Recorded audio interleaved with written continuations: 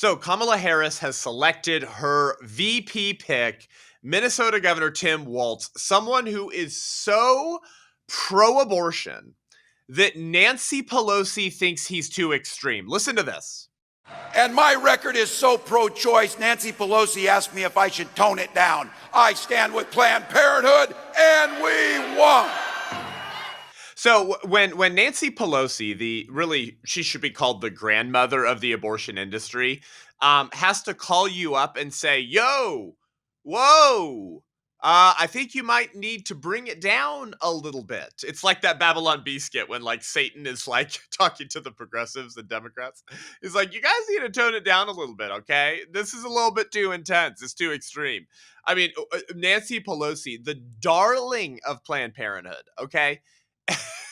Is telling Tim Walz, yo, you're going to hurt us. Why don't you shut up? Now, why exactly is Tim Walz too pro-abortion for even Nancy Pelosi? Why does the former Speaker of the House have to call the governor of Minnesota and say, shut up, you're going to hurt us by being so bloodthirsty for the children, for the babies? Why? Because the dude, like Kamala Harris, is on board with infanticide. You heard that correctly, fourth trimester abortions. This creates the most radical presidential ticket in American history, bar none. Barack Obama is starting to look like a pragmatic pro-choicer. What in the world? We will get into the record of the most pro-abortion, progressive, leftist, political presidential ticket in American history, and the obsession and bloodthirst that Kamala Harris and Tim Walz has for infants already born.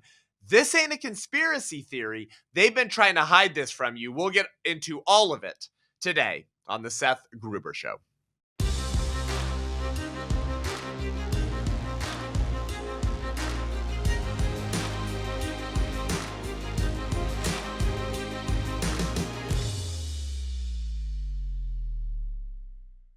Welcome to the show today, guys. Thank you so much for tuning in. Hit that notifications bell and give us 5 stars on iTunes Podcast. It helps us reach more people. So, as you've heard, Kamala Harris, who we just did a whole episode on, so you understood the political history of the woman who was at one point called the furthest left and most liberal senator of the 50 senators when she was senator of California. Well, she has, of course, announced her VP pick as a running mate for her election, for her race against former President Trump. And it is the governor of Minnesota, Tim Walz, which you heard in the intro, someone so pro-abortion that Nancy Pelosi is freaked out about his rhetoric. We have just a brief side kind of primer about exactly who this guy is. Okay, I mean, remember, this is the guy that let Minnesota essentially burn during George Floyd, mostly peaceful, somewhat fiery riots in the summer of 2020. I mean, it was one of the most dangerous places to be in under the leadership of Governor Tim Walz. He signed a bill in Minnesota. This got him the nickname Tampon Tim. Tampon Tim. Okay. He signed a bill requiring schools in Minnesota to provide tampons in the boys' sorry, I can't get through it. Tampons in the boys' bathrooms, in the restrooms. Right? Because, man, that time of month, right? When you start bleeding out of your urethra and your male genitals, it's super painful. Okay, obviously what he's talking about is women, right? Women who have periods, but the woman says that she is a dude, and so she, who needs to be called he, ought to be allowed into the boys' bathroom. But because he is actually a she still actually needs female products for that time of the month. Okay, that's Tampon Tim, governor of Minnesota, and now Kamala Harris's new best friend and her VP running mate for this November. Tim Walz supports pornography in schools with all of the vile Planned Parenthood, Seekis style sex ed. He supports abortion up to birth and is adored by Planned Parenthood, if you didn't get that from the opening clip. He signed a bill that, like California, will let the state take your kids if you don't let your minor transition. Because, trans people are people too, or something, some meaningless, uh, empty phrase that they say. What do they say? They say, protect trans kids. That's the new shirt I've been seeing, the new phrase the left loves to use about gender theory and the transgender craze is protect trans kids, which is like straight out of a pedophile manual, actually, because you have to believe that children are sexual beings to ascribe to them a sexual identity. If you believe in the sexual identities of minors and the importance of elevating and cheering for their sexual identities, you're probably a groomer. You're probably a groomer, actually. And so if kids can be trans and kids can have a sexual identity, and that should be encouraged, and they should be encouraged to pursue those identities at whatever age that they would like to. And of course, kids don't understand these concepts except without the encouragement and direction of adults, hence the groomer relationship. So anyways, we're flirting with civil war, actually, in America is what we're flirting with, because once these bills become more and more popular, that Tim Walz supports, that Kamala Harris supports, that Gavin Newsom supports, that Jay Inslee in the state of Washington supports, it's inevitable that we're going to end up with a situation in which a dad or mom, probably a dad, who might not have been the best dad, frankly, if their minor is identifying as trans or whatever. But put that aside, the dad opposes this transgender delusion, gender identity insanity, and his girl saying I'm a boy, or his boy saying I'm a girl, and he doesn't use their pronouns. He doesn't refer to them by their new name. And so he's criticized and attacked by his kid or the school, and that gets reported to CPS, for dead naming his child. You know what this phrase means? Have you heard this before? Dead naming? It's when you call someone their real name. Ooh! But it's the name that they no longer prefer to be referred to, because their old self is dead. And behold, I am new. I'm now the other gender. And so it's weird how they use this theological kind of language, right? Like, the old me is dead. You're dead naming me. That's my dead old self. And so I've been born again, essentially. I'm a new person. So you have to use a new name to refer to me. Just a reminder, okay? All human conflict is ultimately theological. And so if this dad doesn't refer to one of his minors by their preferred name and pronoun, and certainly this dad would probably oppose chemical castration, right? Certainly surgical intervention. Then we might just have to take your kid from you, right? That's what Tim Walz supports. He signed a bill in Minnesota along those lines. Well, then what happens? Then this dad in this thought experiment is realizing that he's got to protect his kid from the state. Wow. Repeating history much, huh? And so he grabs his Glock or his handgun or his AR-15 or his sawed-off shotgun. I don't know. And now you're in a firefight between a dad protecting his kid from groomer, tyrannical state agents responding to the beck and call of Gavin Newsom and Tim Walz. And that's going to happen in America in the next 10 years if nothing changes. And then, of course, the left will use this as a way to smear conservative parents and Christians and anyone that doesn't go along with the transgender delusion by saying, well, I mean, these parents, they're kind of a threat to our democracy because they're harming our children. Have you heard all these clips of Joe Biden and Kamala Harris referring to our children? But they don't mean their biological children. They mean your kids. They mean your kids, actually. Our children, our democracy. I don't think that word means what you think it means, to quote the Princess Bride. So this is the insanity behind this presidential ticket for the White House this November. Kamala Harris and Tim Walz. Oh, and yes, that's right. Tim Walz supports infanticide and the murder of infants. Okay, Kamala Harris and VP pick Tim Walz have both helped murder infants. Now, people are going to listen to this and go, what? You know, this clip on social media, everyone's going to go liar, Reuters, fact check, 10 Pinocchios.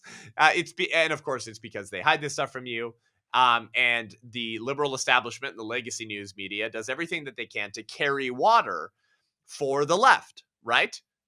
Doesn't matter what they have to do, as long as they can label conservatives as kooky weirdos, conspiracy theorists, crazed loons who get all their information from Alex Jones or something, and the left is the reasonable, academic, nuanced party, then these kind of facts that you're about to find out will continue to be suppressed and buried. But we're going to get into it right now. I have talked on this podcast for literally years about the left's and the Democrat parties run to infanticide, run towards the far left insanity of fourth trimester abortions. Fourth trimester abortions, yes. Yeah, we used to just call that infanticide, of course. And this whole debate started back in 2019 when Virginia Governor Ralph Northam, and Trump loves referring to this all the time because it was so shocking. He basically condoned infanticide because one of his legislators had drafted a bill that he signed, which basically allowed abortion through point of birth. And so this judge asked this legislator, what would happen if like a baby was born alive in the process of this failed abortion? Like what would happen? And she wouldn't answer the question. So then Ralph Northam was asked this question on a radio show. And he said, well, I mean, we'd make the baby comfortable. We'd resuscitate the baby if that's what the mother wanted.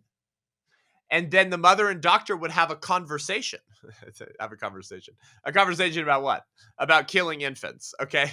Infanticide.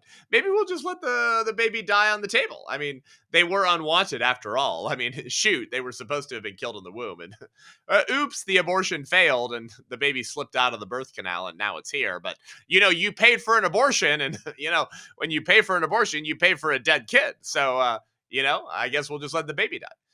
That's what Ralph Northam was talking about.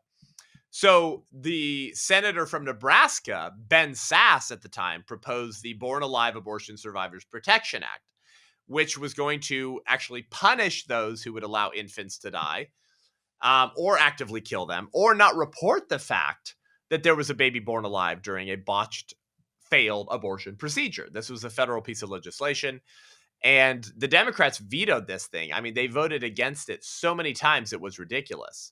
Well, we now know that under his governorship in Minnesota, Tim Walz oversaw the murder of at least 8 babies in the state of Minnesota who were left to die.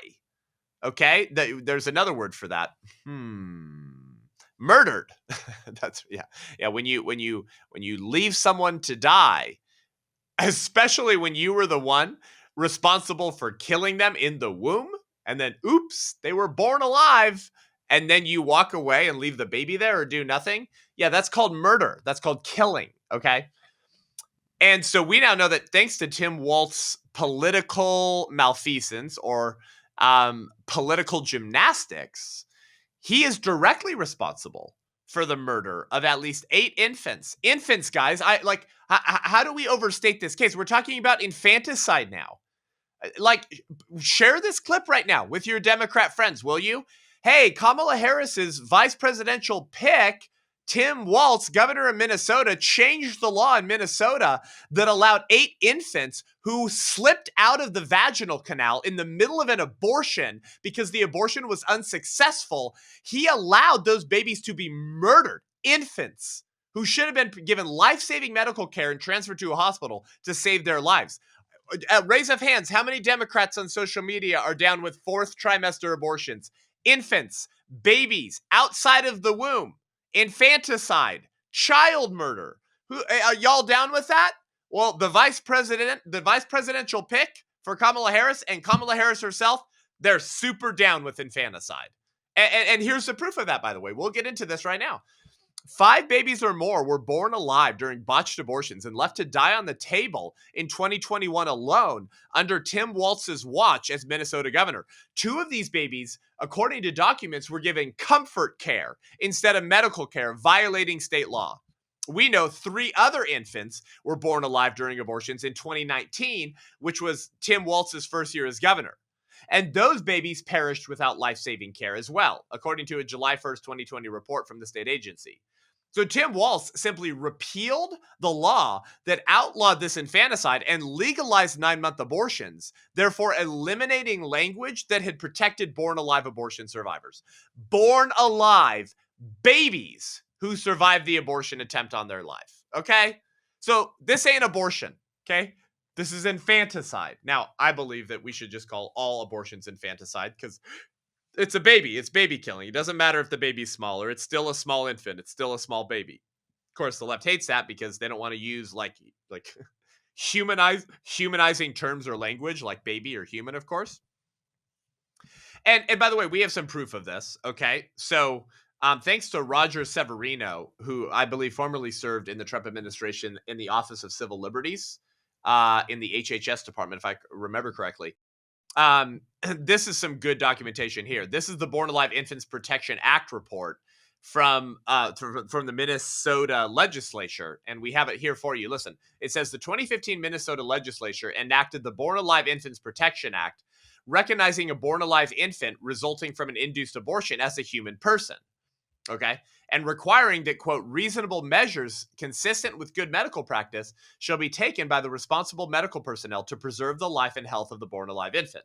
As part of this act, the abortion reporting requirements were modified to include the following information: whether the abortion resulted in a born alive infant, what medical actions were taken to preserve the life of the infant, whether the infant survived, and the status, if known, of a surviving infant. Reporting was required beginning July 1st, 2015. But then, thanks to Governor Tim Walz, there were sections of the law that were amended, that were changed. And we know from this report that for the calendar year of July 1st, 2021 through December 31st, 2021, 5 abortion procedures resulted in a born alive infant were reported. 5 babies, little people, outside of the womb, not in the uterus, were born alive during a failed abortion. It says in one instance, fetal anomalies were reported, resulting in death shortly after delivery. No measures were taken to preserve their life, and the infants did not survive. In a second instance, comfort care measures were provided to 2 babies as planned, and the infant did not survive, which means we're just going to make them comfortable. Do you remember? That's literally what Virginia Governor Ralph Northam said on that radio show. He said, we'd make the baby comfortable. We'd resuscitate the baby if that's what the mother wanted. But none of this is like they're actively trying to save the child's life. In two instances, the infant was pre-viable. No measures were taken to preserve their life, and the infants did not survive. So this is public record. We know that infants were murdered and allowed to die after their murderous attempt in utero failed. And so what did Governor Tim Walz do? Well, he just changed the language of the law so that he would not be forced to report the fact that infants were being murdered in his state, or that infants were accidentally slipping out of the vaginal canal in the middle of an abortion. And so that he wouldn't have to do anything to save the lives of these babies. Listen, watch, we have this right. We literally have the change in the language right here. We'd like to thank our sponsor of the Seth Gruber Show, Every Life Diaper. Every Life Diaper Company, simply everylife.com. Such a cool company. I mean, as a family, my wife and I having babies, it is so awesome to be able to participate in the alternative marketplace, the new economy that actually allows believers and pro-lifers and conservatives to shop in alignment with their values. That's how you take back a culture of life. It's how you rebuild a culture of life, is by defunding woke pro-abortion progressive companies who hate you and your values, and using your dollars to support companies that are impacting the culture, okay, and bankrupting the companies that hate you.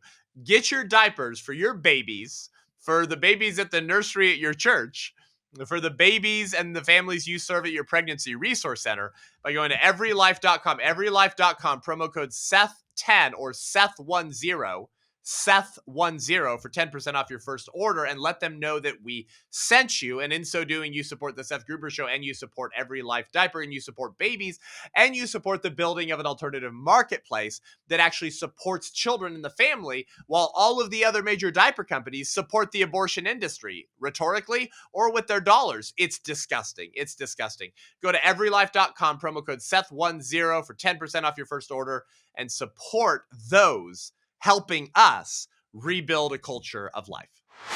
Section 56, Minnesota Statutes 2022, Section 145.423, Subdivision 1, is amended to read this. Here's his change. Recognition of, and they struck the word medical care, so it just says care. And it used to say a born alive infant, and then they changed it to just an infant. And it was supposed to say a born alive infant as a result of an abortion, but they removed the language that said as a result of an abortion. So now it just says an infant who is born alive shall be fully recognized as a human person and accorded immediate protection under the law. All reasonable measures consistent with good medical practice, including the compilation of appropriate medical records, shall be taken by the responsible medical personnel. Okay, so what did they change? All of that language about the born alive infant being recognized as a human person and accorded immediate protection under the law, and all practice consistent with medical practices shall be taken by the medical personnel, like all that, they changed it from saying a born alive infant from the result of an abortion who is born alive, and now it just says an infant who is born alive. Right. Most infants are born alive unless it's a miscarriage or the baby unfortunately is born and already dead. So in the vast majority of cases, an infant is born alive. They removed the language that included infants born alive as a result of an abortion. Those who were born alive because the abortion failed. So the language has been changed in Minnesota such that those infants don't have to be saved. They don't have to be treated as human persons and accorded immediate protection under the law. And then the last phrase says it did say to preserve the life and health of the born alive infant, to now just say to care for the infant who is born alive. To care for the infant who is born alive, not preserve the life and health of the born alive infant. So as it was originally written, the law would have required what? It would have required the reporting of babies born alive during botched abortions, and it would have entailed punishments for those who didn't care for the lives of babies born alive. So Waltz simply repealed the law that allowed this infanticide, legalized 9-month abortions, and eliminated the language that protected born alive abortion survivors. You see, for Tim Walz, who is one election away from the White House with Kamala Harris, it's not the dead infants and babies that are the problem. See? It's the fact that he was being required to report the dead infants who died because of a failed abortion attempt in the uterus. Oh, it was the reporting that was the problem, not the dead kids. See? That's the problem. Why? Because they want 4th trimester abortions. That there is now a push in the Democrat Party and on the kind of more radical progressive wing of that party to legalize infanticide. And we've been trying to warn you about this. I've been trying to warn people about this for a long time.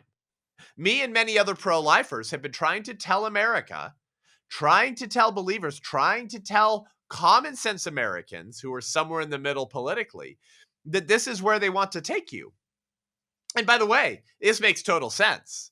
You see, because we are rational human beings created in God's image, we tend to work out the implications of our worldview, even if we can't fully give language to the worldviews that we've assumed or imbibed. And by the way, those are the most dangerous ideas and worldviews, aren't they? Like, that's why C.S. Lewis once said the most dangerous ideas in a society are not the ones being argued for. They're the ones being assumed. Why? Because assumed ideas, especially when undetected, can destroy a nation. When you're operating off of deeply held, imbibed ideas, and yet you don't have language for those ideas, it's an assumed worldview, not a thought through worldview. That's even more dangerous because you're just being tossed to and fro by an ideology that's driving you, which you don't even have language for, which you don't fully even comprehend. That's more of an explanatory window into our modern culture war than probably anything else. That assumed ideas are far more dangerous. And that's what most of these individuals hold to. But most of the radical left couldn't give language to their pro-infanticide beliefs. Maybe Tim Walz and Kamala Harris can. I don't know. But those ideas are still deadly and dangerous because they have a lot of victims. Namely, the at least 8 murdered babies in the state of Minnesota, thanks to the legislative gymnastics and changes that Tim Walz made so that infants could be murdered and left to die. Oh, and he wouldn't have to report it, right? No one would get in trouble because we can just bury it. And Peter Singer has been the foremost voice on infanticide, by the way. We've talked a lot about Peter Singer on the show before. We've done entire talks and episodes on this guy. He's been called one of the architects of the culture of death. He's from Australia. He's an old fart now. He's a communist. He's a pro-abortion maniac. He's an animal rights person. He's an advocate for bestiality. You heard that right, bestiality, sex with animals. Why? Because he believes that in some cases an animal might be more of a person than a human being. Right? Because, hey, at the infant stage, that baby doesn't really have like cognitive abilities yet. It's not like thinking. It's not like rational. And there are probably some animals that have more self-awareness and consciousness than the infant shortly after birth. And so, maybe those more highly conscious animals are more of a person than infants. Like, that's actually what Peter Singer believes, okay? Like, I'm not embellishing his positions. And he has this interesting line where he basically says, yeah, like there's no reason why we shouldn't support infanticide. There's no reason why Kamala Harris and Tim Walz shouldn't just be advocating for the murder of infants because it makes sense because it's consistent within our worldview, he says. Here's what he says, actually. He says, the liberal search for a morally crucial dividing line between the newborn baby and the fetus has failed to yield any event or stage of development that can bear the weight of separating those with a right to life from those who lack such a right. In other words, he's like, all of us libs are looking for this clear dividing line to help us differentiate the unborn from the born, the fetus from the infant. Some dividing line, like somewhere, we're looking for it, he says, right? The liberal search for a morally crucial dividing line between, those non-persons in the womb and those outside the womb that we probably should refer to as persons in our republic. So what's that dividing line? And he says, this search has failed to yield any event or stage of development of the baby, which can bear the weight of what?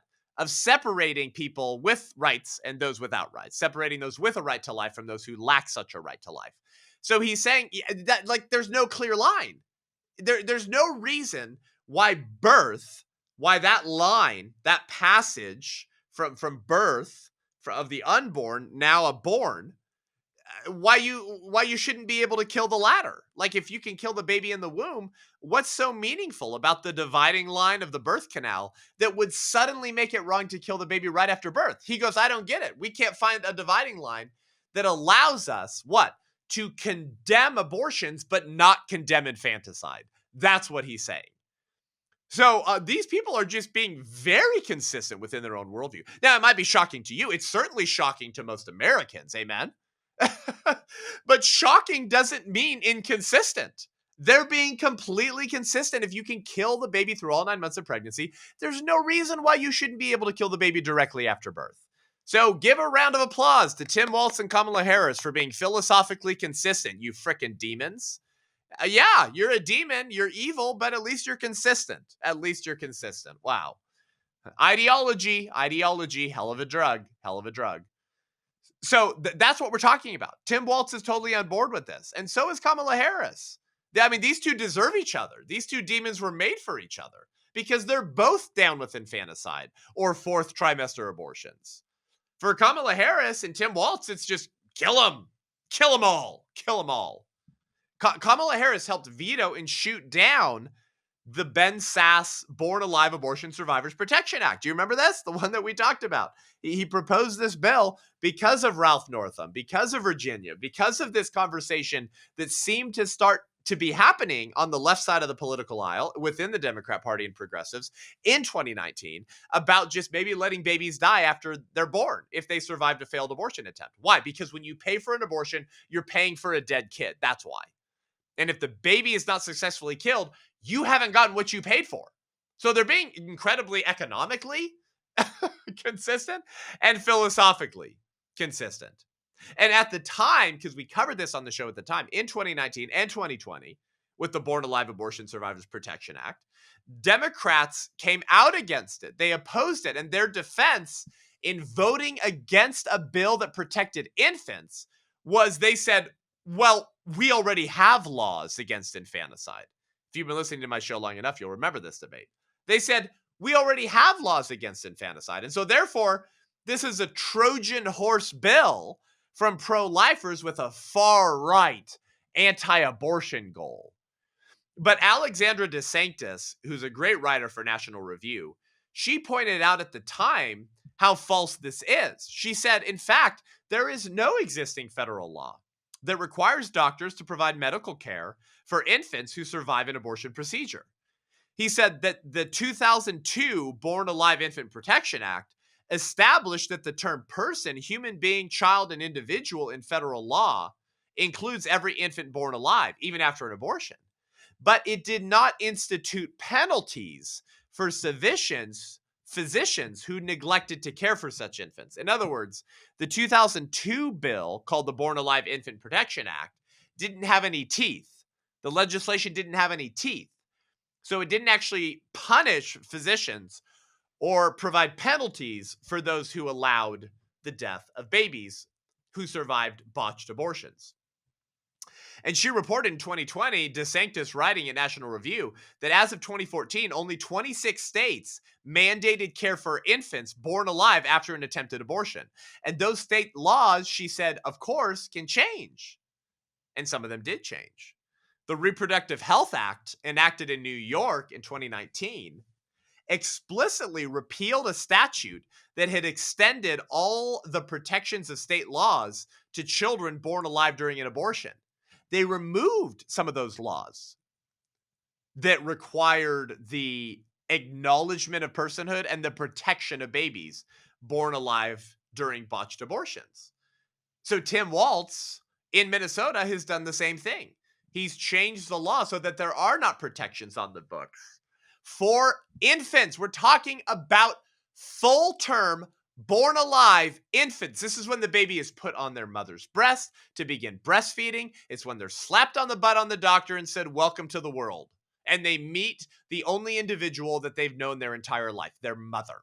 Okay? We're talking about something that if you talk to any Democrat on the street in any crazy left-wing city, they'd probably say, oh my gosh, ew, that's disgusting. We don't kill babies after they're born. And yet, the presidential and vice presidential nominee running against Trump, Kamala Harris and Tim Walz, support infanticide. Kamala Harris voted against the anti-infanticide bill from 2019, from 2020, when she was senator for California. By the way, in 2020, the only Democrat senators to vote in favor of the anti-infanticide bill, to cross the aisle and vote with Republicans to protect the lives of infants born alive during a failed abortion attempt, was Joe Manchin, Bob Casey, and Doug Jones. Only 3 Democrat senators joined with the Republicans to support an anti-infanticide bill. By the way, here's Ben Sasse from 2020 explicitly putting Kamala Harris and her Democrat senator friends on blast for being okay with infanticide. Check this out. In public, that what's actually happening in the floor today is probably that, like last year, 44 Democrats are going to filibuster an anti-infanticide bill. There's nothing in the bill that's about abortion. Nothing. It's about infanticide. That's the actual legislation. And you got 44 people over there who want to hide from it and talking euphemisms about abortion because they don't want to defend the indefensible, because you can't defend the indefensible. We're talking about killing babies that are born. That's the actual legislation we're voting on today in the Senate. That's what the Born Alive Abortion Survivors Protection Act is. Is it okay in the eyes of the United States Senate for us to say, well, you can't actively kill the little baby. You can't take a pillow and put it over her face and smother her to death, but you can back away and kill her that way. So, there you go. That's the whole debate. That's it. That's it. I've read the Born Alive Abortion Survivors Protection Act, which Kamala Harris voted against every single time it got to a vote on the floor. Okay. I've read the state level laws that were state level versions of the Born Alive Abortion Survivors Protection Act, which Tim Walz has opposed. There's nothing in there that would regulate abortion. There was nothing in there that would regulate the killing of babies in the womb. Obviously, it should be completely banned. But the language was crafted specifically around babies who were now outside of the uterus. Now, maybe the reason they're outside of the uterus is because the abortion failed and they were accidentally born alive. But the fact remains that the bill only addressed those children who had already been born alive. Infants, not unborn things, okay? Infants. Now, why would the Democrats oppose this, by the way? This is actually an important little conversation before we wrap up the show. It's because if they acknowledge that a baby directly after birth has rights to personhood, right to life, right to be protected. Therefore, the law should punish those who don't protect them. That's what it means. That's the opposite side of a right, right? It's like if you have a right, then the state can punish those who violate that right. These are infants, okay? If they grant the premise that those are people with the same rights as you and I, then they have to argue in front of the American populace. They have to rationalize and explain to all the people who will ask this question, then why should it be okay to kill the kid seconds before and inches away right before they're born? Which they defend. They defend abortion through point of birth. They defend abortion when a woman is dilating. They support her being able to legally request an abortion at that point as a healthcare feminism women's right. Obviously, that's untenable, right? They can't defend that. Like Ben Sass said, it's indefensible. So they're actually willing to sacrifice infants and babies on the altar of abortion access. They can't allow any kind of legislation to teach the public mind that, wait a second, I might have to think my pro-choice beliefs because, I can't make sense of my own worldview. Wait a second, I'm pro-choice, and here I am agreeing with the Republicans that we shouldn't allow infants born alive to be killed or die on a cold table. Wait a second, I'm pro-choice, but I don't support that. And if I don't support that, man, maybe I shouldn't support the killing of the kid right before it slips out of the vaginal canal. Yeah, maybe you shouldn't. You see, if the Dems had allowed the Born Alive Abortion Survivors Protection Act to teach, because law is a teacher, right? Why? Because it holds moral premises. It assumes philosophical principles, so it's a teacher. If we allow the law to teach the public mind that it's wrong to kill babies right after birth, then naturally the entire illusion or myth of choice begins to unravel. And because we're rational beings who tend to live out the implications of our worldview, the left, Kamala Harris and Tim Walz, are very afraid that might begin to compromise their party's support for and ability to protect the killing of babies in the womb. That's why they're down with infanticide. That's why they're down with fourth trimester abortions. Yes, it is demonic. It's one of the most evil things you could think of. Like a baby, like if you guys had kids, my gosh, like writhing around screaming for mama's breast milk, and you just walk away or smother the kid or snip their spinal cord or let them die. This is doctrines of demon stuff. Yeah, and that doctrine is fully welcome in the Democrat Party. I'm not saying it doesn't have a foothold in the Republican Party. I'm just saying that ideology finds a very comfortable home in today's Democrat Party.